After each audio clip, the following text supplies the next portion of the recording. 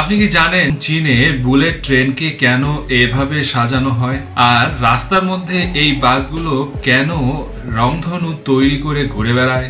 এই বাসগুলো শুধু এই শহরেই নয়, বরঞ্চ প্রত্যেকটি জায়গায়, প্রত্যেকটি শহরেই এভাবে পানি ঢেলে বেড়ায়। আসলে তার পিছনে কি কারণ থাকতে পারে, চলুন আমরা এইবার জানবো। চায়নাতে রাস্তার মধ্যে সবচেয়ে বেশি ট্রাফিক জ্যাম হয়, যেটা বায়ু দূষণের সবচেয়ে বড় কারণ।